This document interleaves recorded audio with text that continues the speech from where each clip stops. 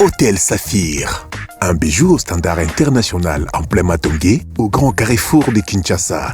Plusieurs catégories de chambres, bureaux et appartements climatisés avec Wi-Fi et TV n'a faux prix. Petit déjeuner y compris dans son restaurant aux spécialités variées avec réduction de prix pour naba client Oyuba Fandina Hotel.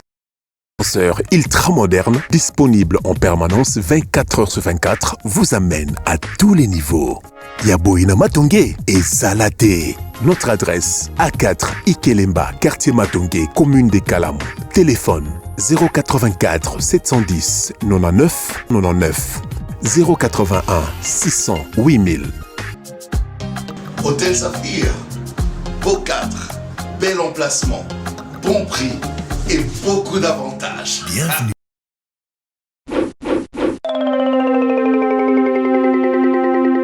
Trop, c'est trop. Nisungiango, na kupanda kupesi ti kama. Ti, oi kumi charge. Esi zinoko, izali asida ya tavar. Italinga ite? Ti, nande minute. Ti?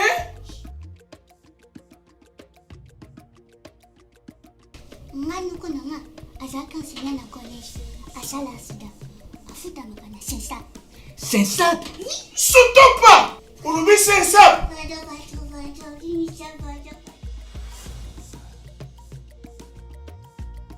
Mets ta porte.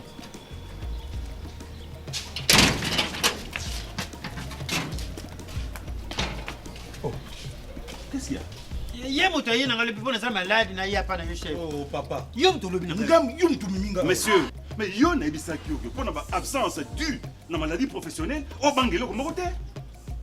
Vous comprendre ou pas? Yo za fonctionnaire de l'État que tu as droit aux prestations de risques. Oh, allez, bon matin tout Papa Libi sama yene buta conscience na yako de. Oh, bon matin. Yo to lever. Voilà. Donc désormais, bino agent public y a l'État où vous allez assujetter na sensa dès vous awana en cas d'accident.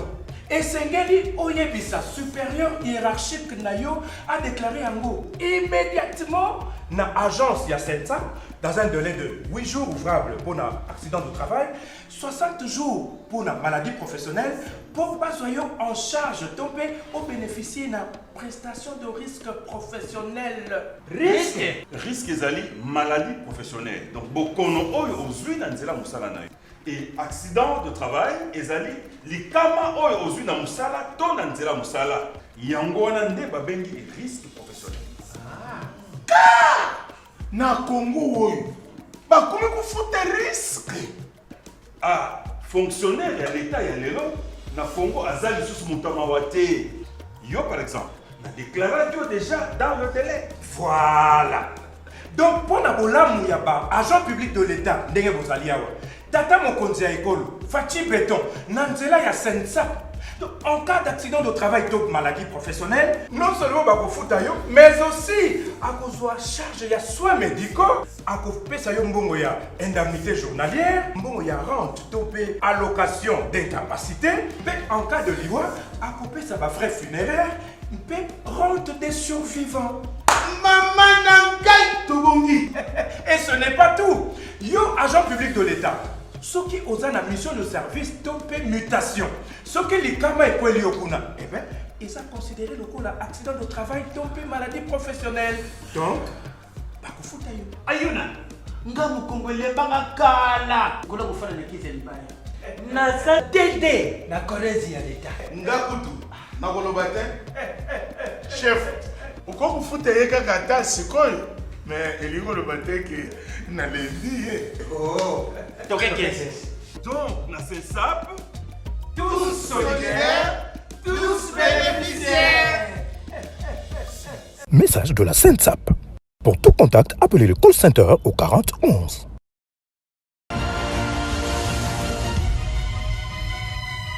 Très bien, c'est parti pour cet après-midi, messieurs et dames, fidèles téléspectateurs. Bienvenue encore une fois dans le cadre de ce grand rendez-vous de la haute facture.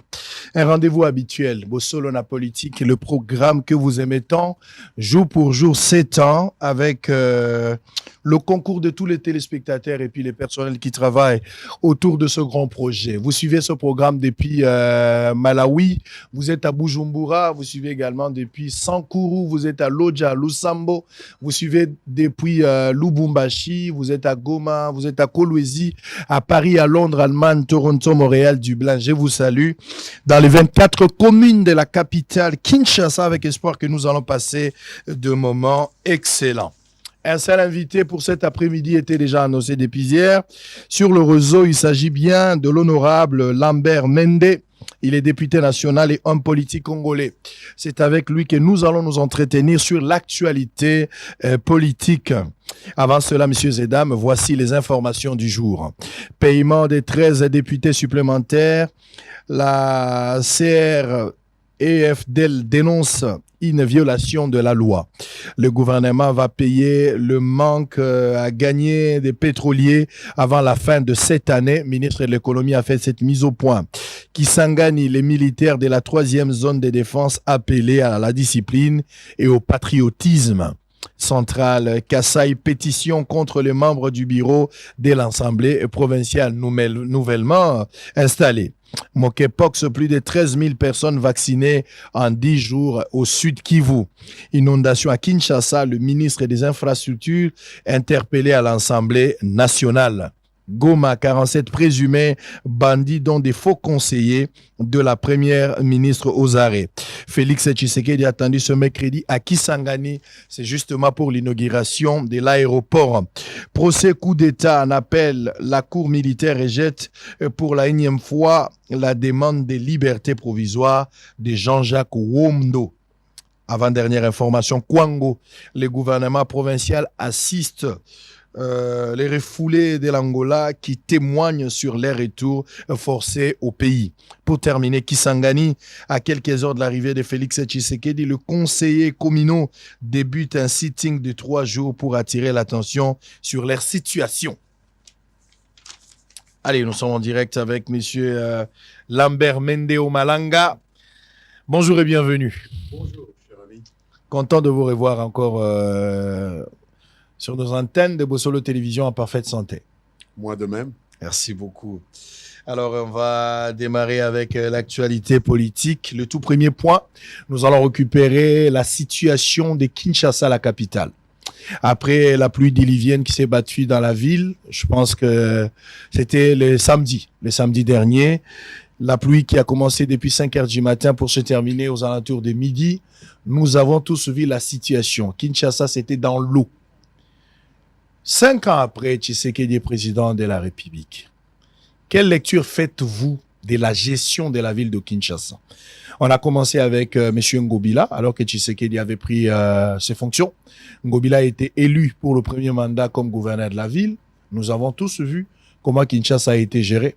Et aujourd'hui, on a encore accordé la chance à l'un des membres de l'UDPS, je cite ici Daniel Bumba, qui est gouverneur de la ville.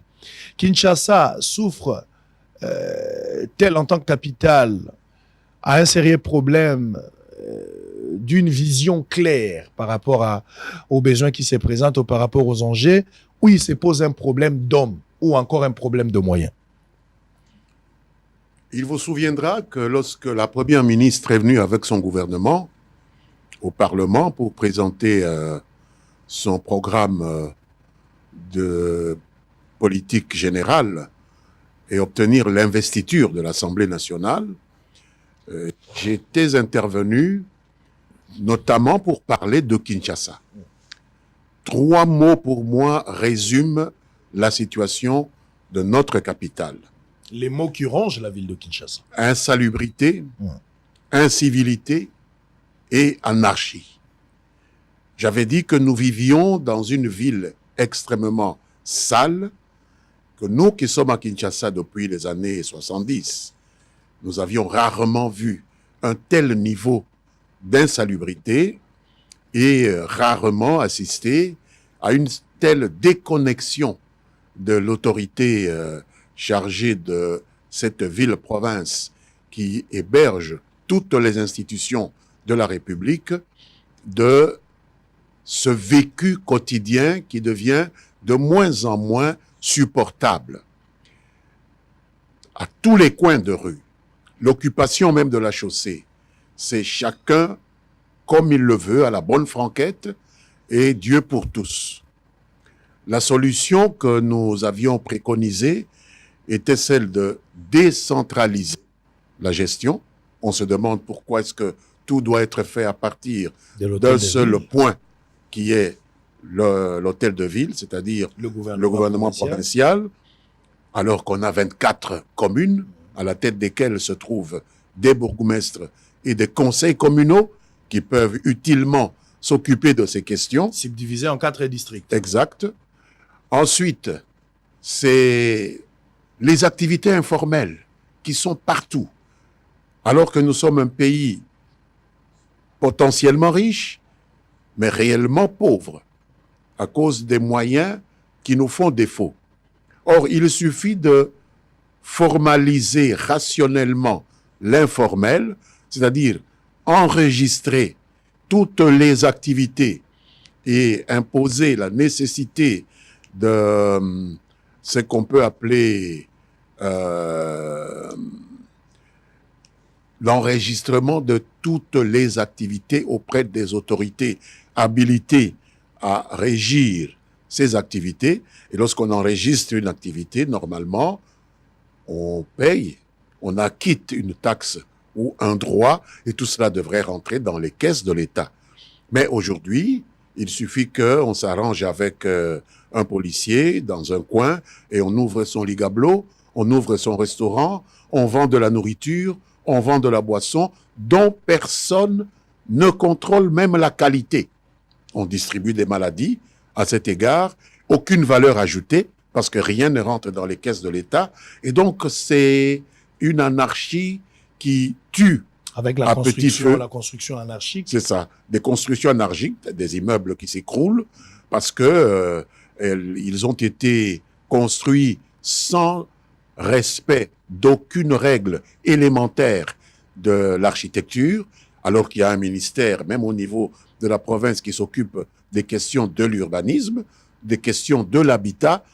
Et donc, c'est cette anarchie-là qu'il faut absolument réussir à convaincre, à vaincre. Et tant qu'on ne sera pas arrivé à rigoureusement encadrer la vie publique, l'occupation de l'espace public, ce que nous appelons l'urbanité, c'est-à-dire le fait d'imposer le respect des droits de tous ceux qui ont en partage l'occupation de l'espace de la ville, nous n'aurons que nos mouchoirs pour pleurer. Voilà ce qu'on peut dire de la gestion de la ville de Kinshasa. Est-ce qu'on peut conclure qu'il y a l'inefficacité étatique du contrôle de l'État?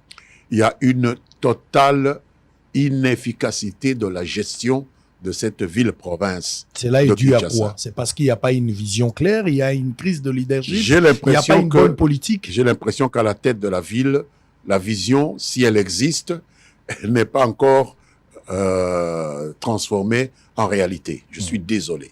Je l'ai dit ce jour-là, j'ai cru qu'on avait compris. Je me rends compte quelques 8 mois plus tard que rien ne vient répondre. Alors qu'est-ce qu'il faudra faire en urgence face à cette situation aujourd'hui? Après la pluie, on a tous constaté, ça c'est juste la première pluie, la première grande pluie qui s'est battue dans la ville de Kinshasa. On ne sait pas ce qui va arriver dans les jours à venir. On constate que Kinshasa, vous allez remarquer avec moi que Kinshasa apporte une politique des conséquences et non une politique préventive. On attend que les dangers arrivent pour commencer à réfléchir. On attend que les dangers arrivent pour commencer à voir dans quelle mesure on peut enterrer ou on peut tenter de réparer tant soit peu les dégâts. Mais mettre des mécanismes et une bonne politique pour éradiquer pour résoudre le problème et arrêter l'hémorragie totalement au bénéfice du commun mortel, c'est pas le cas avec Kinshasa. Mais maintenant que face à cette situation, nous devons rester muets, continuer à attendre, observer, dénoncer, ça se limite là-bas, où il y a une procédure. Vous, en tant que député, vous pouvez peut-être mettre sur pied pour justement essayer d'aider tant soit peu la ville à se développer dans ce sens. Il n'y a pas 36 solutions pour remédier à cette situation. Il existe un gouvernement provincial, certes, à la tête de la ville de Kinshasa, mais il existe 24 administrations communales. Et il faut respecter les attributions de ces administrations communales. Il faut leur donner les moyens d'assurer la présence de l'État, le respect de la loi à leur niveau respectif. J'ai moi-même pris l'initiative, comme ressortissant habitant de Kinshasa, ayant des activités. J'ai une maison d'édition dans la commune de Ngiringiri. J'ai pris moi-même l'initiative de contacter le bourgmestre de Ngiringiri pour lui dire que l'avenue sur laquelle était installée ma maison d'édition est devenue une sorte de patchwork où il y a toutes sortes d'activités, où on doit se faufiler sur cette belle avenue sur laquelle est installée la maison d'édition que je dirige, une avenue de plus de 12 mètres, mais où on doit se faufiler par un petit sentier entre les tables des gens qui vendent à manger, les garages pirates de ceux qui réparent des motos et des voitures, les garages pirates, les marchés pirates, par la etc. police. Et à 2 reprises, j'ai parlé avec ce bourgmestre. Et il m'a dit, j'ai invité ces gens et ils ne veulent pas venir. Et je n'ai pas compris cela. Comment le détenteur du pouvoir de l'État est incapable peut se mettre à négocier l'application de la loi. La loi, on l'applique pas en négociation avec ceux qui l'enfreignent, on l'applique envers et contre tous ceux qui osent l'enfreindre. Donc là, il y a un problème sérieux d'hommes, comme vous l'avez dit à l'entame de ce questionnement que vous avez soulevé concernant la ville de Kinshasa. Il faut décentraliser, mais avec des personnes qui peuvent assumer leurs responsabilités. Établissons le parallélisme par rapport à ce que Kabila a laissé dans la ville de Kinshasa. Kabila, dès son arrivée, il va trouver le boulevard Lumumba avec 2 bandes aller, 2 bandes retour. Il a trouvé Kinshasa une ville sans route. Kabila, pendant 18 ans, n'a pas fait de Kinshasa Eldorado, mais on a vu quand même de route. Vous avez travaillé avec Kabila, vous travaillez aujourd'hui avec Tshisekedi. Je ne sais pas si vous avez suivi une vision claire ou c'était pour des intérêts mesquins. Vous allez peut-être répondre à cette question. S'il faudra établir les parallélismes aujourd'hui par rapport à Kinshasa sous Kabila et Kinshasa que nous avons aujourd'hui comme capitale, est-ce qu'il y a avancement? En termes de construction, et en termes de la circulation routière, construction de route, hein, je parle de la circulation routière, nous pouvons parler également de l'insécurité. Vous parlez du président Kabila et du président Tshisekedi. Je dois vous dire que si nous parlons de la ville de Kinshasa, un président de la République n'a pas pour mission de gérer une ville. Je pense qu'il y a une autonomie de gestion au niveau de la ville. Mais sous son leadership. Oui, c'est sous son leadership. Une ville a un gouvernement provincial qui est l'émanation de l'Assemblée nationale. Finalement, on peut se poser la question si la structure institutionnelle que nous avons aujourd'hui est celle qu'il faut pour nous mener vers un développement réellement endogène, avec ces autorités urbaines qui sont élues ou provinciales qui sont élues par des assemblées. Souvenez-vous, j'ai écrit dernièrement une réflexion sur la nécessité peut-être d'en revenir à la nomination de ces responsables des provinces par le chef de l'État devant lesquels ils auront à rendre compte. Mais aujourd'hui, ils sont l'émanation d'assemblées provinciales qui ne jouent pas leur rôle parce que je ne peux pas, moi, député national, aller contrôler la gestion d'un gouverneur de province. La ville-province de Kinshasa est une province, comme les 25 autres de la République. Il y a une assemblée provinciale pour cela. Que fait-elle pour ramener le gouverneur à ses responsabilités? Donc peut-être qu'il faut en revenir maintenant à changer de paradigme et faire en sorte que ce soit le président de la République qui nomme les gouverneurs et qui puisse assurer qu'ils appliquent effectivement la vision pour laquelle ils ont été nommés et que, étant celui qui les a nommés, il partage une partie de la responsabilité de leur incapacité ou non à gérer leurs entités. Mais pour l'instant, j'ai l'impression que les assemblées provinciales ne s'en sortent pas et l'Assemblée provinciale de Kinshasa ne s'en sort pas. Je suis désolé, c'est ça la réalité. Mais Tshisekedi a une part de responsabilité parce que c'est son mandat. Oui, c'est sous ce son sont ses mandat. collaborateurs. Ce sont ses collaborateurs. Collaborateurs, c'est beaucoup dire. Ce sont des élus. L'Assemblée provinciale est constituée d'élus, tout comme nous au niveau de l'Assemblée nationale. Notre patron à nous, ce sont nos électeurs. Nous avons à leur rendre compte. Le patron des députés provinciaux, ce sont les électeurs qui les ont envoyés à l'Assemblée provinciale. Et le patron du gouverneur de la ville de Kinshasa, ce sont les députés provinciaux qui l'ont élu. Que font-ils pour le rappeler, le ramener à ses devoirs? Je n'ai pas l'impression qu'ils en font assez. Vous espérez encore quelque chose pour la ville de Kinshasa avec le régime actuel de la ville de Kinshasa? Et pourquoi pas? C'est tout à fait possible, c'est tout à fait jouable. Si on cessait de se massacrer pour réformer, je pense que ça peut se construire, ça peut se tenir. Il faut que chacun joue le rôle que la Constitution et les lois de la République lui donnent. Donc, en d'autres termes, vous vous sentez indigné du fait que l'union sacrée aujourd'hui est en train de détruire la ville de Kinshasa? Ce n'est pas un problème d'union sacrée. C'est un problème d'un corps qui s'appelle Assemblée provinciale de la ville de Kinshasa. Dont les acteurs sont membres de l'union sacrée. Bon, il y a de l'union sacrée, il y a de l'opposition, il y a des indépendants. Non, de l'union sacrée. En tout cas, pour l'union sacrée. Bon, mais les présidents de l'Assemblée provinciale est de l'union sacrée. Les gouverneurs et son adjoint sont tous de l'union sacrée. Mais je veux bien. Mais leur responsabilité. Vous avez aussi de la majorité au niveau des ensembles. Mais leur responsabilité à cet égard-là ne s'exerce pas sous la supervision de l'union sacrée.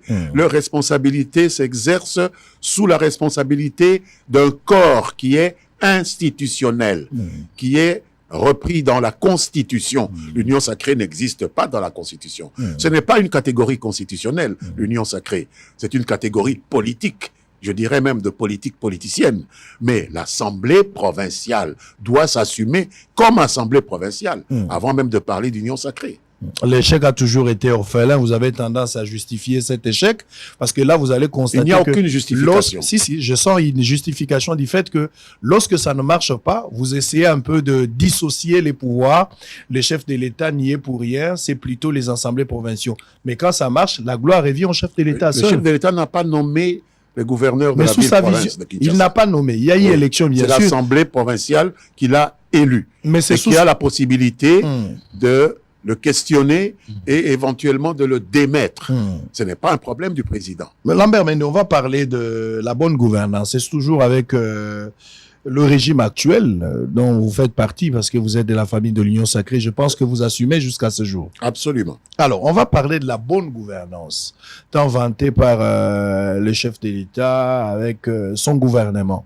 Soumis-nous à totaliser 100 jours, jour pour jour. Comment vous jugez son bilan depuis qu'il est là? Tshisekedi, tout au départ, en tant que chef de l'État, lors d'une interview, avait demandé à ce qu'on accorde quand même du temps à son gouvernement de pouvoir se mettre en place et puis voir dans quelle mesure on peut prendre à bras le corps la situation sociale et tant d'autres qui dérangent le commun des mortels. Mais aujourd'hui, par rapport à son bilan, est-ce que vous êtes satisfait? Parler de bilan après 100 jours seulement, c'est un peu fort du café à mon avis. Moi, je ne peux que porter la vision de cette population de ma circonscription électorale. De Lusambo, de Sankourou, qui m'a envoyé au Parlement et dire qu'il y a un malaise. Il y a un malaise, on peut donner toutes les explications, il y a peut-être la guerre à l'Est, etc. Mais je peux dire qu'il y a moyen de faire mieux. Que cela ne se fait maintenant. Il y a un malaise certain. Le gouvernement peut faire mieux. Lequel, à mon le avis. malaise dont vous faites allusion? Le malaise social, naturellement. Le malaise social, il est là. 5 ans après ou 6 ans, vous n'avez pas pu donner le social tant souhaité par les populations qui nous ont envoyé, qui m'ont envoyé moi au Parlement, ne s'y retrouvent pas encore et elles se plaignent. Et je me dois de porter leur malaise au devant de l'opinion au moment où nous parlons. Mais justement, avec cette bonne gouvernance, parce que vous parlez de malaise, ce que nous voyons à Lodja, au Sankuru et puis à Losambo, c'est contraire par rapport à ce que nous essayons de voir, par exemple, en Bujimaï, à Ngandajika, j'ai été à Miabi, chez Nicolas Kazadi, j'ai été aussi chez le nouveau ministre de la Défense, Guy Mwadianvita, c'est à Chilenge, il y a quand même quelque chose. Qu'est-ce qui bloque Losambo, Lodja et le reste? Au-delà de la bonne volonté, les moyens, les différents projets qu'on a décidé de pouvoir envoyer dans les grands Kasaï, de l'autre côté, Lodja, votre circonscription ne bénéficie de rien. Est-ce qu'on peut parler de l'injustice ou c'est un problème de temps? Il y a un grand projet qui s'intitule 145 territoires, je crois. PDL, Oui, 145 territoires. Qui n'a jamais été chez vous. Qui n'a pas encore été chez nous et dont nous suivons les réalisations dans telle ou telle autre circonscription. Nous nous sentons plus ou moins abandonnés, isolés, oui, négligés par rapport à d'autres et nous ne sommes pas contents et nous le disons. Et il y a une évaluation qui a cours maintenant à l'Assemblée nationale. Il y a un rendez-vous avec le gouvernement pour cela, à l'occasion notamment de l'adoption du budget correctif qui a déjà été présenté et du prochain budget de 2025 sur lequel nous sommes absolument très regardants pour savoir pourquoi est-ce que les crédits qui avaient été prévus pour 2024 n'ont pas été libérés pour certaines circonscriptions comme les nôtres, mais l'ont été pour certaines autres circonscriptions. Et nous attendons que le gouvernement nous donne des explications et éventuellement nous prendrons les dispositions lorsque ces explications ne nous auront pas donné satisfaction. Et vous avez été payé en monnaie de singe autrement? Bon, payé en monnaie de singe, vous savez, on ne fait pas les choses parce qu'on espère être récompensé. Ce sont des biens nationaux, ce sont des biens sociaux. Ça appartient à tout le peuple congolais. Ce n'est pas un cadeau qu'on donne à une circonscription ou à une autre. Nous avons le droit d'être traités de manière égalitaire. Mais c'est vous qui avez rassuré, c'est vous qui avez rassuré à cette population. Bien sûr. Au nom de votre famille politique. Il y a une vision. Mais maintenant, dans la mise en œuvre de la vision, nous constatons qu'il y a des couacs. La vision de qui? C'est notre rôle. Vous parlez de la vision de qui? La vision du président, la vision du gouvernement. Parce que le gouvernement, souvenez-vous, est venu défendre une vision au Parlement. Et nous lui avons donné quitus. Et nous ne voyons pas la réalisation de cette vision sur terrain. Et nous faisons, nous, les porte-voix de ce malaise de ceux qui auraient dû bénéficier des apports. Jusqu'à quand vous allez continuer à patienter nous ne patientons pas, nous faisons notre travail. Nous faisons notre travail. Mais vous laissez assez du temps à ce gouvernement jusqu'à ce qu'il va décider de venir à Losambo. Ça prendra le temps que ça prendra. Non. J'ai dit que des réformes importantes dans la méthodologie s'imposent. Mais une chose est de mettre en place des réformes, l'autre chose est de savoir le faire. D'où ma phrase de départ, savoir réformer sans nécessairement se massacrer. C'est ça l'essentiel. Donc il faut le faire de manière méthodique. C'est ce que nous faisons. Parlons toujours de la bonne gouvernance, on va rester là-bas. Mais il y a aussi un autre point très capital, on va parler de la justice. C'est de là que je voulais vraiment qu'on reste même pendant 3-4 minutes. Monsieur Lambert Mende, vous avez eu, je dirais, le privilège de travailler avec Monsieur Kabila, et puis aujourd'hui vous travaillez avec Monsieur Tshisekedi, vous servez la nation. Moi je reste dans cette logique, il n'est pas question de servir des individus, mais plutôt le pays. Monsieur Lambert Mende, Kabila est parti, Tshisekedi arrive. Kabila s'est plaigné il lui manquait même 15 personnes comme collaborateurs. Je ne sais pas si on peut parler de la contradiction alors que Lambert Mende avait mouillé le maillot pour le régime de Kabila, mais Kabila à la fin avait conclu qu'il lui manquait même 15 personnes comme collaborateurs honnêtes, lui permettant de travailler pour achever sa mission. Tshisekedi arrive, il hérite une justice malade. C'est le diagnostic de M. Tshisekedi en tant que président de la République. La justice malade. Il y a l'analyse de certains politiques qui pensent que Kabila a laissé une justice malade héritée par Tshisekedi, mais Tshisekedi n'est pas encore arrivé à la fin de son mandat, mais la justice a rendu l'âme. S'il faut faire l'étude comparative, ou le parallélisme, je reviens encore avec ça, entre la justice malade laissée par Kabila par rapport à la justice actuelle. Nous avons deux cas de jurisprudence. On a le cas de Matata, dont le dossier était déjà en instruction jusqu'aujourd'hui. Le dossier reste pendant et au beau milieu du nulle part. De l'autre côté, on a l'affaire de Nicolas Kazadi, dont on ne connaît pas la suite. Aujourd'hui, Tshisekedi, en tant que médecin, qui se disait que la justice est malade, a-t-il donné les moyens à cette justice? A-t-il donné les mécanismes nécessaires pour guérir cette justice tant réclamée malade? Comment vous voyez? Quelle est la lecture aujourd'hui avec cette justice? Cette justice évolue dans le bon? Cette justice est en train de sortir du coma? Ou c'est une justice, comme le disaient les autres, une justice qui a rendu l'âme? Quel est votre point de vue par rapport à ça? Au-delà des cas individuels que vous venez de citer, sur lesquels je n'aimerais pas revenir parce que ce sont des cas qui sont encore en train d'être pris en charge par les instances judiciaires et vous savez qu'un député ne peut pas se permettre de trop commenter des affaires qui sont du domaine de notre corps, donc un corps indépendant du pouvoir législatif. Je dois dire que il y a eu déjà une tentative d'apporter des solutions sous le régime de Kabila. C'est-à-dire, lorsque, en 2011, la Constitution qui avait été d'une manière générale adoptée dans des conditions que l'on sait, a été révisée en remettant le pouvoir au ministère de la Justice d'avoir un droit d'injonction sur le parquet, ça a été déjà un premier pas. Parce que on ne peut pas garantir l'indépendance des magistrats assis que sont les juges, de la même manière qu'on gère les magistrats debout, que sont les procureurs et les autres. Dans des pays dont nous tirons souvent la jurisprudence ou l'expérience, prenez les États-Unis, prenez d'autres pays anglophones où la justice fonctionne très bien, la Grande-Bretagne ou ailleurs, le ministre de la Justice est en même temps procureur général de la République. Il n'y a que dans le système Napoléon de francophone ici, où on fait la distinction entre le parquet et le ministère de la Justice. C'est peut-être un des problèmes que nous avons connus. C'est-à-dire que la politique du gouvernement pouvait, dans l'ancien système, avant la réforme de la révision de 2011, être différente de la politique du gouvernement en matière de la justice.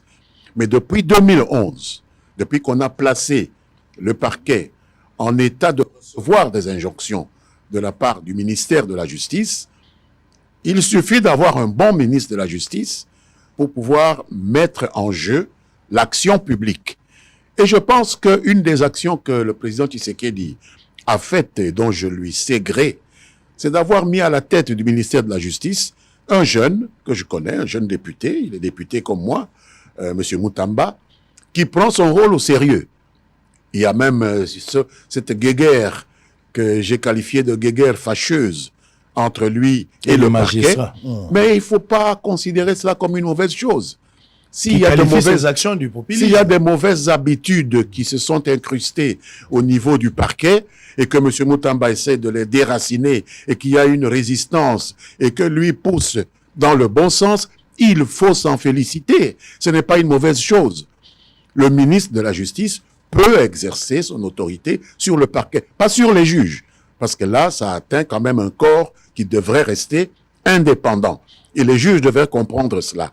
Mais les magistrats du parquet devraient se faire l'effort de suivre la politique du gouvernement qui est celle qu'incarne aujourd'hui le membre du gouvernement en charge de la justice. Je pense que c'est un début de solution. Ces mauvaises habitudes ne se perdront pas comme une génération spontanée, certes, mais petit à petit, nous constatons des mouvements de désengorgement de prison, des mouvements de mise un peu en ordre dans ces réquisitions où l'on pouvait arriver chez quelqu'un à des heures qui ne sont pas légales pour se saisir des biens immobiliers de tel ou de tel, des problèmes de torture. Votre confrère, le jeune Lokala, qui a été arrêté, torturé, etc. Ceux qui l'ont arrêté sont aujourd'hui sous les verrous. C'est déjà un début de solution. Peut-être qu'avec le temps, les choses peuvent s'améliorer. Maintenant que la guerre est ouverte aujourd'hui entre les magistrats de parquet et le ministre Moutamba, quelle sera la suite? Il faut que cette guerre puisse se terminer au profit du respect des lois de la République. Le parquet n'a pas à faire la guerre contre un ministre qui a un pouvoir d'injonction sur lui. Le parquet doit accepter humblement de recevoir des injonctions. Ceux qui sont vraiment indépendants, ce sont les juges. C'est ça, la révision de 2011. Très bien. Allez, on va revenir tout à l'heure. Messieurs et dames, nous sommes en direct de Bossolo Télévision. Et notre point, peut-être avant de souffler toujours avec la bonne gouvernance, on parle des détournements. Qu'est-ce qui s'est passé, je ne sais pas, pendant la reine des Kabyles, alors qu'il était président de la République? Excusez-moi, ne vous sentez pas gêné du fait que je reviens avec cette comparaison, parce qu'il s'agit de la continuité de l'État. Vous avez été ministre, vous continuez à servir le pays. C'est dans ce sens que je reviens avec cette petite étude comparative, parce que l'histoire, dit-on, c'est sur base du passé qu'on vit le présent, en guise du présent qu'on construit les futurs. On est censé corriger les erreurs pour mieux préparer. Détournement des deniers publics, monsieur Lambert Mende. Avec ce que vous êtes en train de voir aujourd'hui, les détournements des deniers publics, qu'est-ce qui justifie ce nombreux cas de détournement sous Félix Tshisekedi? Je pense qu'il serait exagéré de dire que les détournements datent de l'avènement du président Félix Tshisekedi. Je pense que les détournements sont une maladie dont notre pays souffre depuis des temps immémoriaux. Même sous la Première République, il y a eu des gouverneurs des provinces qui avaient été mis aux arrêts par le défunt président Mobutu pour des cas de détournement, bien que le régime lui-même de la Deuxième République se soit laissé aller lui-même à aggraver ce dysfonctionnement, c'est-à-dire à confondre le trésor public avec sa propre poche. Et on a constaté que même sous le régime du président Joseph Kabila, il y a eu quelques cas quand même de détournement qui sont restés impunis. Maintenant, il faut dire que les moyens qui ont été donnés par le président Tshisekedi à un corps comme l'inspection générale des finances et la façon dont cette inspection générale des finances s'y prend pour traquer d'une certaine manière les détournements sans pouvoir les réprimer, puisque ce n'est pas une administration comme l'IGF qui peut faire office de justice. Ce n'est pas un corps judiciaire, c'est une police, c'est comme une gendarmerie du trésor public, mais qui a su quand même, qui commence à insuffler une sorte de peur du gendarme dans le cœur de ceux qui ont la charge de gérer les ressources de l'État. C'est déjà un début. En toute chose, il ne faut pas considérer nécessairement l'avènement d'un miracle. Il faut considérer la volonté de pouvoir faire les choses autrement. Et l'appui que le président accorde à l'inspection générale des finances m'apparaît, en ce qui me concerne, comme un signal positif qui doit être renforcé par des moyens supplémentaires à donner et à la justice et à la Cour des comptes pour gérer les cas qui sont débusqués par l'inspection générale des finances, parce qu'il ne suffit pas de dénoncer, encore faut-il réprimer et punir les cas de détournement. Très bien, monsieur Lambert Mende, on vous garde sur nos antennes de Bossolo Télévision alors que nous sommes en direct. Nous allons prendre une petite pause avec cet élément. Le député national Justin Bitakwira a été reçu en audience par la gouverneure du Lualaba lundi dernier 21 octobre. Il y a aussi la politique suite à la convocation de la motion lors de l'Assemblée plénière concernant le non-respect de la gratuité de l'inscription et le paiement des frais en monnaie nationale dans certaines écoles. Une réunion a été convoquée convoqués autour du ministre provincial. Les inspecteurs et les prophètes en présence de l'honorable Serge Ouanja, l'auteur de cette motion, pour éclairer les élus provinciaux sur cette question. On va prendre ces deux éléments. On se retrouve après pour entamer la politique internationale et la question de l'Est de la République démocratique du Congo. À tout à l'heure. Les Congo bougent à partir du Lualaba. Ce sont là les propos du député national Justin Bitakwira à la sortie d'audience lui accordée par la gouverneure Fifi Masuka Saini en séjour de travail à Kolwezi. L'ancien ministre de la République en charge des relations avec les parlements et développement rural a été reçu par l'autorité provinciale dans son cabinet de travail ce lundi 21 octobre 2024. L'objectif de cet tête-à-tête était de présenter ses civilités et échanger autour de quelques projets d'intérêt public. Après quelques minutes d'échange, la gouverneure Fifi Masuka Saini et son hôte se sont dirigés au balcon de l'hôtel du gouvernement provincial pour une vue sur les bâtiments jumelés du nouveau gouvernorat en construction, la salle des congrès et les palais présidentiels. Justin Bitakwira a par la suite visité l'échangeur de Kolwezi avec un sentiment d'admiration. La nouvelle aérogare moderne construite avec une technologie qui répond aux normes de l'aviation en vigueur était aussi inscrite au programme de visite de Justin Bitakwira. Après une visite guidée, l'élu d'Ouvira n'a pas manqué des mots justes pour saluer la détermination du gouvernement Masuka à fermer au profit de l'intérêt général. Je suis venu en visite de travail ici. Mon sentiment est que le Congo bouge à partir des lois là-bas. Parce que quand nous assistons à ce qui se passe à Kinshasa, je vous le dis, et vous venez ici, vous trouvez qu'il y a un souci du travail. Alors nous voudrions quand même que dans le pays, il y ait des espaces modèles, des espaces d'inspiration, des espaces de développement. Et c'est ça notre souci. Et ici, comme je viens de le dire, et je l'ai dit encore hier à la presse, Kolwezi c'était un village. Maintenant, c'est parmi les grandes villes de la République démocratique du Congo. Bientôt, ça sera parmi les grandes villes d'Afrique. Et c'est ça ce que nous voulons. Les gouverneurs et certains d'autres dirigeants à la base doivent venir apprendre ici. Il ne faut pas avoir honte d'apprendre. Pour ça dire, non, tel a plus d'expérience que moi, je peux voir ce qu'il fait, je ferai autant. Et même entre les villes du Congo, il peut y avoir un jumelage entre elles. Je viens de visiter le futur aéroport international de Kolwezi. C'est un bijou. J'ai visité l'échangeur.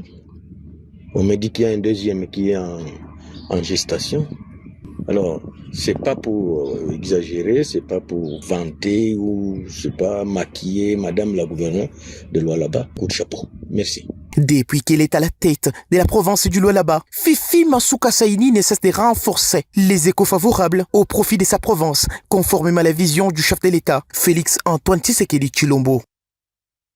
La question relative au non-respect des directives ministérielles a connu une avancée significative ce mardi 8 octobre grâce à l'engagement indéfectible de l'honorable Serge Ouanja. Suite à sa motion d'information concernant le non-respect des directives ministérielles sur l'inscription et la réinscription gratuite, une séance de travail a été convoquée, présidée par l'honorable président de l'Assemblée provinciale, Michel Kaboué, en présence du ministre provincial de l'Enseignement et du directeur de la division provinciale. Après cet échange, le ministre provincial de l'Éducation s'est exprimé en ces termes.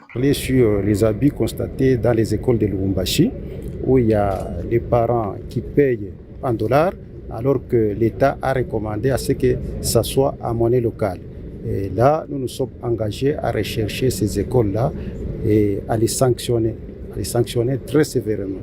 Ça, ce sont les discussions qui ont été prises. Lors de cette rencontre cruciale, des mesures décisives ont été adoptées, parmi lesquelles la restitution des frais d'inscription et de réinscription aux parents, des sanctions sévères pour les établissements fautifs et obligation de percevoir les frais mensuels en francs congolais. Ces décisions témoignent d'une volonté ferme de protéger le droit des élèves et de leurs familles. C'est une mention de formation par rapport à le paiement en dollars et la restriction. Alors, aujourd'hui, on a invité le ministre de l'Enseignement et le prophète. Alors, on a conclu sur les sanctions sévères qui doivent accompagner ceux qui n'ont pas respecté la loi. Et aussi, il y a des écoles aussi qui doivent rembourser les parents. L'honorable Serge Ouanja se bat bec et ongle pour défendre les intérêts de la population. Son action courageuse illustre l'importance d'une représentation politique engagée et responsable. Grâce à sa motion, les parents d'élèves seront remis dans leurs droits et les responsables des écoles. Très bien, merci. Allez, nous sommes en direct, messieurs et dames. Boza Ebele, Boza Rolanda Bisso, Maman Moga Komenga Bisango, Lingala, français, les Kébélé. Mais il y a des questions importantes. On ne peut qu'en parler en français. C'est difficile de revenir en lingala. Je ne sais pas qu'est-ce qu'on va faire. Donc, on continue en français. En français, c'est mieux. Allez, on va rester comme ça. Ne nous en tenez pas rigueur. Messieurs et dames, nous sommes en direct. Je rappelle que nous avons monsieur Lambert Mende Omalanga. Je rappelle, il est député national et homme politique congolais. Allez, on va prendre la question de l'Est de la République démocratique du Congo. Il y a, depuis un certain temps, une option est élevée de pouvoir adopter le cessez-le-feu, une attitude responsable des uns des autres. Lambert Mende, comment vous avez d'abord apprécié cette décision, cette mesure de cessez-le-feu? Êtes-vous d'accord cela ou vous êtes contre d'abord cette mesure?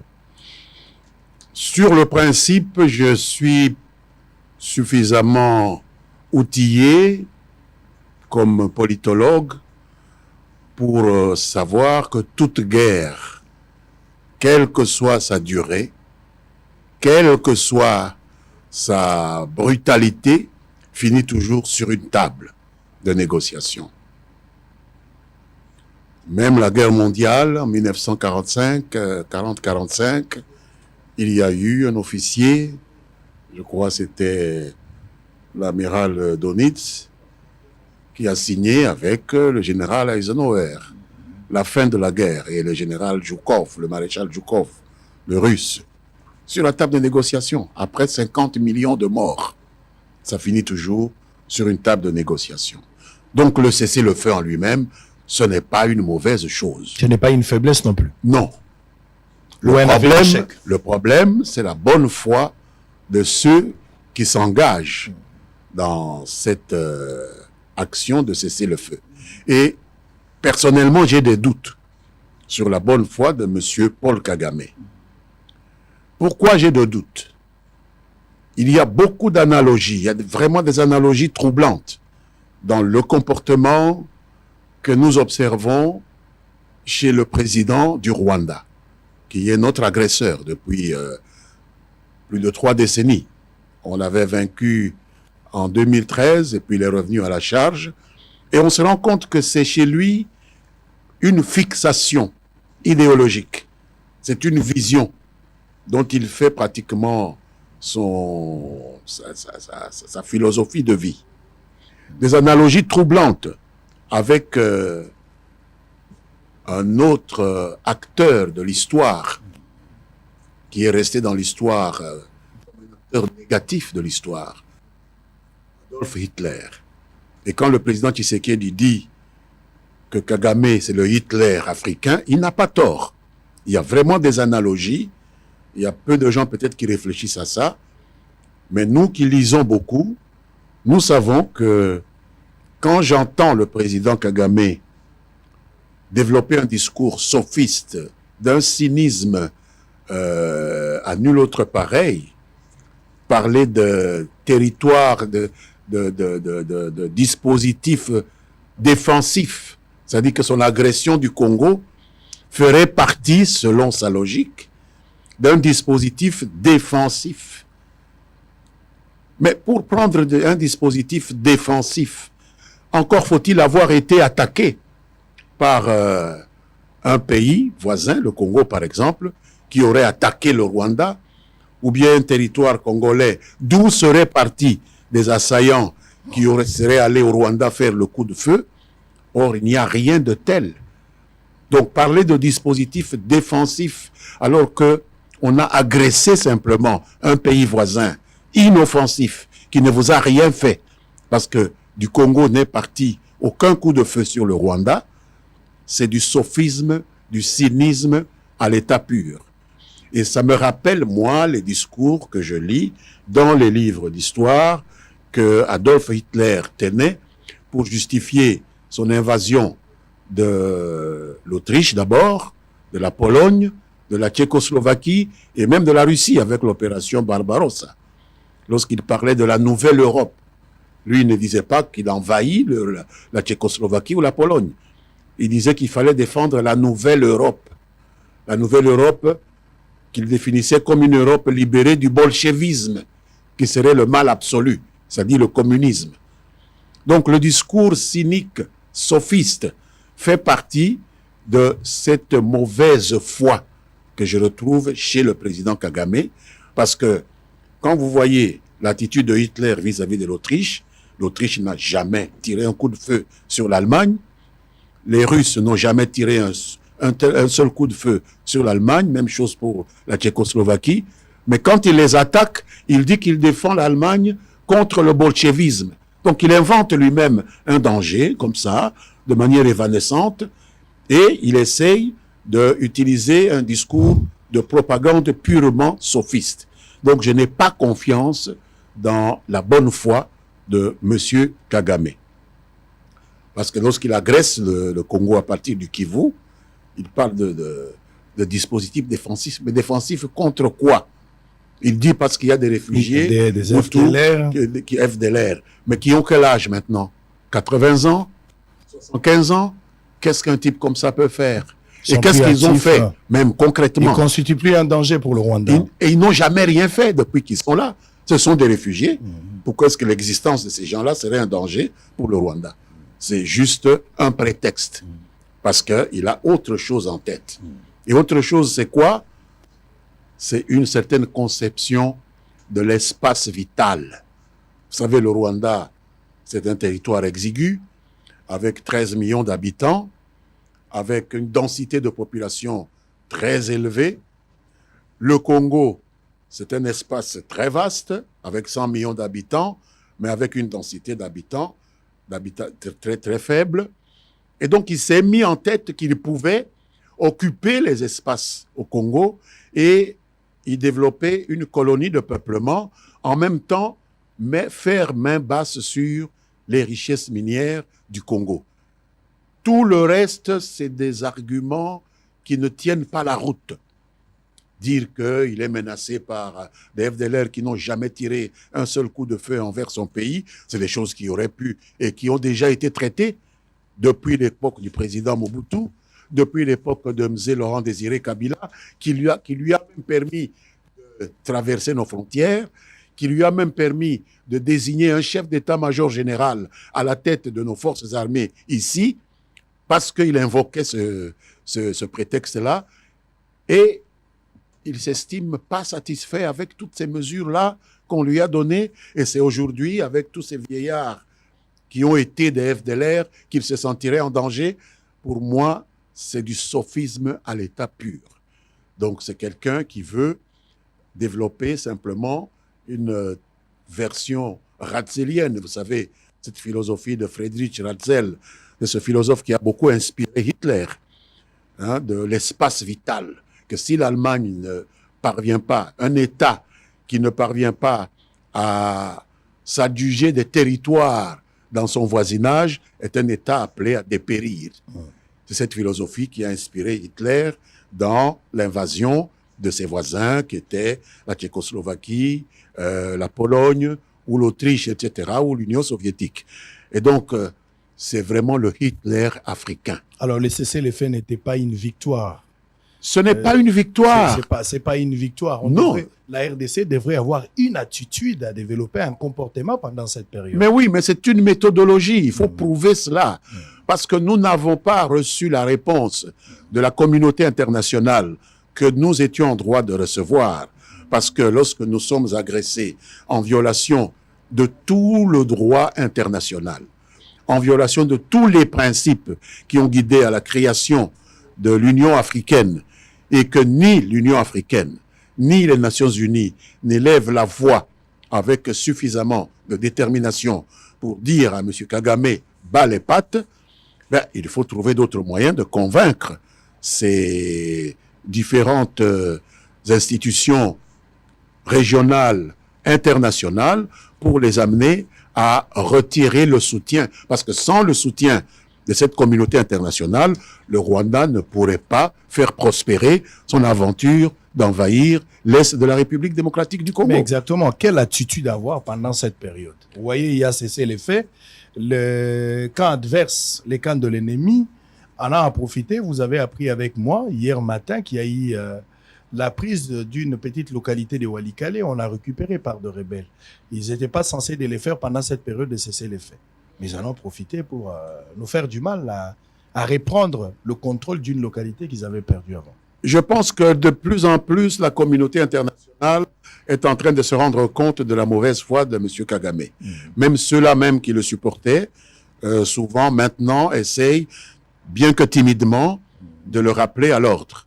Et quant à la prise de cette localité de Kalembe sur le territoire de Walikale, vous avez vu aussi que bien que les forces armées de la République respectent ce cessez-le-feu, c'est bon de prouver sa bonne foi, il y a les paysans, les jeunes paysans, que nous appelons les Wazalendo, qui ne sont pas concernés par ces pérégrinations de cessez-le-feu, etc., qui ne se sont pas croisés les mains, qui voient leurs champs être envahis, qui voient leur maman, leurs sœurs, leurs femmes être violées par les forces d'occupation rwandaises et qui se défendent.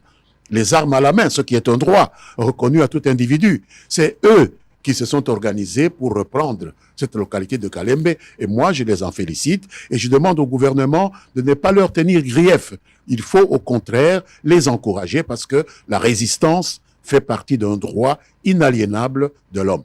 Alors, parce que vous parlez de l'opération turquoise, que dites-vous de la comparution du journaliste et politologue Charles Onana, qui a dévoilé quand même toutes les vérités à travers ses ouvrages? Je cite ici Holocauste au Congo et le Rwanda, la vérité sur l'opération turquoise. Il a été rappelé, il comparait, on a suivi sa première comparution. Quelle lecture faites-vous de cette instruction? C'est une honte pour la France, qui se targue d'être la patrie des droits de l'homme, qui se veut le parangon des vertus humanistes à travers le monde, de pouvoir laisser citer Charles Onana, qui a fait un travail scientifique. Parce qu'Onana, c'est qui? C'est un politologue, c'est un écrivain, c'est quelqu'un qui a défendu une thèse de doctorat en 2017 à l'Université de Lyon et qui a été reçu avec les félicitations du jury sur ce travail de recherche qu'il a réalisé. Donc on veut bâillonner même la science pour faire droit à la propagande sophiste de monsieur Kagame, qui voudrait laisser croire qu'il n'a jamais rien fait contre le Congo, que ce qu'il fait au Congo est tout à fait normal, qu'on peut s'apitoyer du sort, c'est tout à fait normal, de 800 000 personnes qui sont mortes pendant le génocide au Rwanda et considérer comme passés par perte et profit les 10 millions de Congolais tués par la faute de même Kagame. Donc c'est quelque chose qui, pour moi, me laisse un goût de cendre amère dans la bouche. Je ne peux pas comprendre qu'un pays qui se dit démocratique, en plein 21e siècle, puisse vouloir bâillonner de manière aussi ouverte une vérité apodictique, une vérité scientifique que personne n'est parvenu à démentir, sinon pour dire qu'on veut simplement faire de la négation. Mais il n'y a pas de négation de génocide. Personne n'a nié qu'il y ait eu un génocide au Rwanda. Mais dire que les responsabilités sont partagées entre M. Kagame et d'autres auteurs du génocide, c'est scientifiquement quelque chose qu'on doit être capable d'entendre et de mettre en discussion. La science n'a pas de limite. Pourquoi est-ce qu'on veut empêcher un scientifique de faire son travail? Comment avez-vous trouvé la réaction du chef de l'État, M. Félix Tshisekedi, dernièrement à Paris, alors qu'il a été invité pour prendre part à cette organisation de la francophonie, mais finalement, il a constaté que M. Macron a été complaisant vis-à-vis de la situation de l'Est du pays, notamment avec cette remarque que vous venez de faire du Rwanda par rapport à la communauté internationale. Tshisekedi, président de la République, n'avait pas jugé important de participer à de réunions organisées. Comment vous trouvez l'attitude du chef de l'État par rapport à ça? Je félicite le président Tshisekedi pour avoir pris la décision de boycotter cette réunion, parce que nous sommes le plus grand pays francophone au monde. Numériquement, par le poids démographique Nous sommes même plus importants que la France en termes de locuteurs du français. Et nous avons droit au respect. Et nos droits méritent d'être respectés. Et on ne peut pas comprendre que le président Macron donne l'impression que les droits des 800 000 victimes du génocide au Rwanda, dont nous saluons la mémoire, parce que ce sont des personnes de chair et de sang comme nous, et dont nous condamnons les auteurs, que ces droits-là valent plus que ceux des 10 millions de nos compatriotes congolais qui sont morts entre les mains de M. Kagame, et qu'il fasse l'impasse sur les souffrances de 10 millions de nos compatriotes. Le président Tshisekedi, qui porte la mémoire de ces 10 millions de Congolais, avait le devoir de pouvoir dire basta, c'est inacceptable, c'est intolérable, et c'est ce qu'il a fait. Je le félicite. Il y a certains Congolais qui pensent qu'il fallait se retirer de cette organisation de la francophonie. Pourquoi pas? Il faut envisager l'utilité que nous avons. Qu'est-ce que nous trouvons? Quel compte nous trouvons dans une organisation où nos droits sont bafoués à un tel point? Je pense qu'il faut que la discussion commence et que nous envisagions soit de faire comme le Gabon, qui est en même temps membre de la francophonie, mais en même temps dans le Commonwealth, faire comme le Rwanda, qui est en même temps dans le Commonwealth et dans la francophonie, et pourquoi pas peut-être envisager de quitter la francophonie, pourquoi pas? Il y a certaines Parce que si on vous méprise, on ne peut pas pousser les choses jusqu'à le mépris jusqu'à ce point-là. C'est excessif. Il y a certaines personnes qui pensent qu'il fallait même faire opter pour la fermeture de frontières avec le Rwanda. Pourquoi pas? Je pense que nous allons étudier la façon dont se déroule la mise en œuvre du processus de Luanda. Et si les choses vont dans le sens que nous voyons quotidiennement saboter ce processus de Luanda, qui est la dernière chance de recouvrer un vivre ensemble plus ou moins acceptable entre les pays de la région des Grands Lacs que nous sommes, parce que le Rwanda ne nous a pas créés, nous n'avons pas créé le Rwanda, nous avons trouvé le Rwanda qui est là, le Rwanda nous a trouvés, nous sommes là, et donc la meilleure des solutions, c'est de pouvoir vivre ensemble. Mais s'il n'est plus possible de vivre ensemble sans que le voisin ne puisse estimer qu'il est de son droit de venir chez vous, assassiner vos compatriotes, prendre les biens qui sont à vous et justifier cela par des déclarations du genre « oui, mais ces biens-là ne passent par chez moi que comme en route vers les pays occidentaux », ce n'est pas une justification acceptable. Pourquoi faut-il accepter que des biens qui sont illégalement exploités dans le territoire d'un pays voisin puissent passer par votre pays, alors qu'il y a quand même le droit international qui interdit ces pratiques-là d'exploitation illégale des ressources d'un pays au profit de n'importe quel autre pays. Ce n'est pas le fait que ça passe simplement par le Rwanda pour aller ailleurs que ça constitue une justification acceptable pour nous. Donc nous serions tout à fait fondés à fermer même les frontières. Alors, M. Lambert Mende, avant de terminer, alors qu'il y a certains Congolais qui se battent pour l'intérêt supérieur de la nation, à l'interne, il y a des Congolais qui donnent tout au niveau de l'armée à la frontière, pardon, je voulais dire de front. Ils se battent pour leur pays, mais il y a des Congolais politiques aujourd'hui qui ne veulent pas rester dans cette logique, ont décidé, je ne sais pas s'il faut parler de la trahison ou de servir de pont à l'ennemi pour nous faire du mal. Je vais prendre un cas précis, c'est le cas de Franck Diongo, où nous tous nous avons vu Franck Diongo avec un passeport belge et qui séjourne actuellement à Kigali, participer dans des réunions avec l'ennemi ou l'agresseur du Congo, et certainement pour lui donner assez d'informations et collaborer avec lui pour déstabiliser les pays. Quel sentiment vous avez par rapport à cette situation? C'est une douleur intense que je sens dans mon cœur, d'autant plus que Franck Diongo est un frère d'abord, et c'est quelqu'un qui a été avec moi, qui a été dans mon parti, avant de voler de ses propres ailes. Nous sommes tous, à un moment ou à un autre de notre vie, l'objet de manipulation. Moi, je l'ai été, parce qu'à un moment donné, pour les mauvaises relations que j'avais avec un membre du gouvernement de feu, le président Laurent Désiré Kabila, je me suis retrouvé aussi dans une rébellion qui était manipulée par les Rwandais. Mais en fin de compte, j'ai été en conflit avec eux. Ils m'ont même emprisonné par la suite.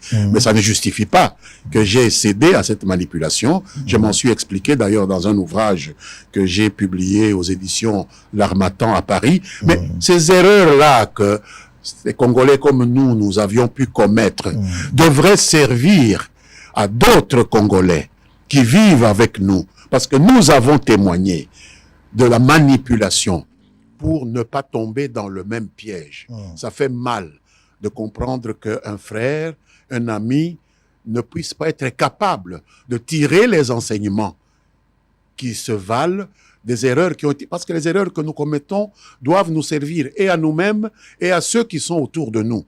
Malheureusement, est-ce qu'il leur manque un sens de l'humilité de comprendre que si mon voisin a commis une erreur et qu'il a failli se brûler, je peux au moins éviter le feu, mais aller lui-même au feu comme ça, contre son propre pays, ça fait mal, c'est de la douleur, c'est de la tristesse, c'est du dégoût. C'est du dégoût. C'est une trahison. Juridiquement, c'est une trahison. Contre sa nation. Ouais. Alors, on va terminer avec la question du dialogue. Je ne sais pas comment vous avez appris la nouvelle. Martin Fayulu, de retour au pays, quand il rentre, il revient avec une proposition par rapport à la question de l'Est de la République démocratique du Congo. Il dit, le pays est en danger. Je voudrais qu'on se mette autour d'une table pour discuter par rapport à la question de l'Est. Il appelle à un dialogue, non pas pour le partage de pouvoir, mais le dialogue, c'est justement pour voir dans quelle mesure nous pouvons d'abord mettre le Congolais ensemble et parler le même langage pour sauver les meubles. Comment vous trouvez cette démarche de M. Martin Fayulu? Je ne sais pas si Martin n'est pas représenté à l'Assemblée nationale. Il n'a pas de député. Ah, cette fois-ci, il n'a pas de député. Parce qu'en réalité, le lieu d'un tel dialogue, c'est le Parlement. Hein, là où on peut dialoguer sans que ce soit nécessairement perçu par l'opinion ou par certains qui vont au dialogue, comme l'antichambre de ce partage plus ou moins mafieux des espaces de pouvoir. C'est à l'Assemblée nationale. Nous avons été élus et envoyés à l'Assemblée nationale pour parler de notre pays entre le camp de ceux qui sont dans une majorité et le camp de ceux qui sont dans une opposition. C'est là le lieu du dialogue. Et c'est là-bas que les choses devraient se faire, à mon point de vue, à mon humble point de vue. Mais créer comme ça quelque chose parallèlement ou à côté de l'Assemblée nationale et du Sénat me semble, moi, questionnable. Je pense que c'est à l'Assemblée nationale et au Sénat que nous devrions chaque jour remettre sur la table les problèmes qui se posent au pays et chercher des solutions idoines. C'est pour ça qu'on nous a envoyés à l'Assemblée nationale. Très bien, merci beaucoup. Votre dernier mot, nous sommes arrivés à la fin. Mon dernier mot consiste à d'abord exprimer ma sympathie et ma solidarité avec mes compatriotes du Nord Kivu et de l'Ituri qui vivent sous les affres de ces groupes armés qui déciment nos populations tous les jours avec l'appui de certaines forces étrangères, pas seulement africaines, mais aussi internationales, et inviter l'ensemble des Congolais, où qu'ils soient, à développer cette empathie, à ressentir la douleur que ressentent nos compatriotes de l'Est de la République démocratique du Congo et à se montrer solidaires d'eux chaque jour que Dieu fait, afin que nous puissions, comme un seul corps, faire face à cette agression indicible que nous ne pouvons plus tolérer et que nous puissions y mettre définitivement fin. Merci beaucoup, Monsieur Lambert Mende, d'avoir été des nôtres. Je rappelle que vous êtes député national élu de l'Odja. Merci d'avoir répondu à notre invitation. Nous sommes arrivés à la fin, messieurs et dames. Laisse-moi saluer spécialement monsieur Placide Ngolo, président de Jeunes Révolutionnaires, autorité morale des LJRD. Merci, ça n'est fini pour aujourd'hui. La rediffusion, c'est à partir de 20h et demain à 7h sur nos antennes Bossolo Télévision. Je vous retrouve demain à la même heure pour le même plaisir et le même travail. D'ici là, portez-vous bien. Au revoir.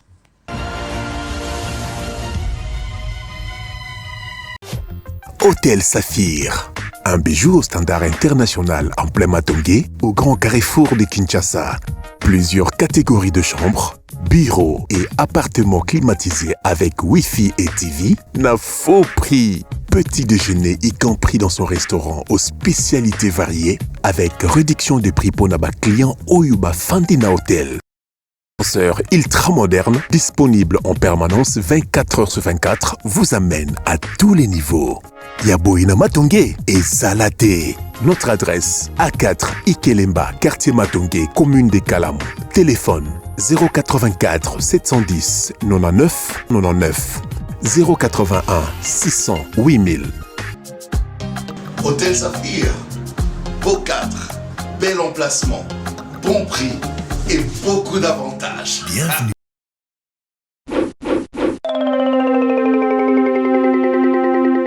Trop, c'est trop.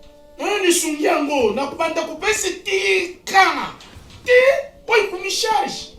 Esi zinoko, izali accident ya tavar. Italinga ite? Ti, inande minutes. Ti?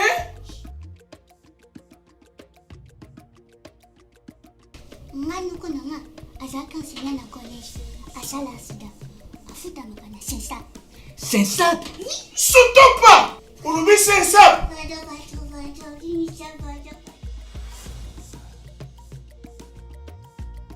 Mets ta porte.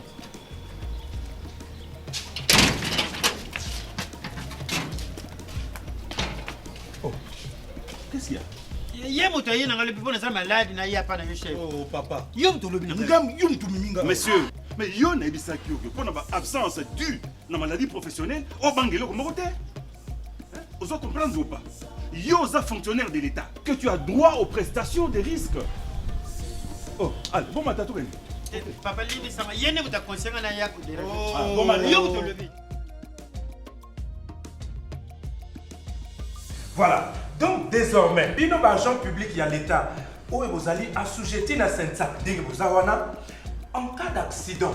Et Sengeli Oyebisa, supérieur hiérarchique Nayo, a déclaré en gros immédiatement na agence ya sensa, dans un délai de 8 jours ouvrables pour un accident de travail, 60 jours pour une maladie professionnelle, pour pas soyons en charge tomber au bénéficier d'une prestation de risque professionnel. Risque ezali maladie professionnelle. Donc bokono oyo ozwi na nzela musala na yo. Et accident de travail ezali likama oyo ozwi na musala to na nzela musala. Yango wana nde babengi risque professionnel. Na Congo oyo bakomi kufuta risque. Ah, fonctionnaire ya l'État ya lelo na Congo azali lisusu moto amawa te. Yo par exemple, na déclaré déjà dans le délai. Voilà. Donc pour na bolamu ya ba agent public de l'État ndenge bozali awa. Tata mokonzi ya ekolo, Fachi Béton, nanzela ya sensa. Donc, en cas d'accident de travail ou maladie professionnelle, non seulement bakofuta yo, mais aussi à cause de charge ya soins médicaux, à cause de mbongo ya indemnité journalière, mbongo ya rente topé allocation d'incapacité, mais en cas de liwa, à cause de sa frais funéraires, mais rente des survivants. Maman Nangai Tobongi. Et ce n'est pas tout. Yo, agent public de l'État. Ceux qui ont une mission de service topé mutation. Ceux qui les kama et kweli okuna. Eh bien, ils ont considéré le coup l'accident de travail topé maladie professionnelle. Donc, bakufuta yo. Ayuna. Nga mukongole banga kala. Kola kufana na kize libaya. Na sa tete na collège ya l'État. Nga kutu. Na kolobate. Chef. Uko kufuta yeka kata sikoyo. Mais il y a le bâtiment qui n'a lendi. Oh. Donc, qu'est-ce? Donc, na CESAP, tous solidaires, tous bénéficiaires. Message de la SENSAP. Pour tout contact, appelez le call center au 40 11.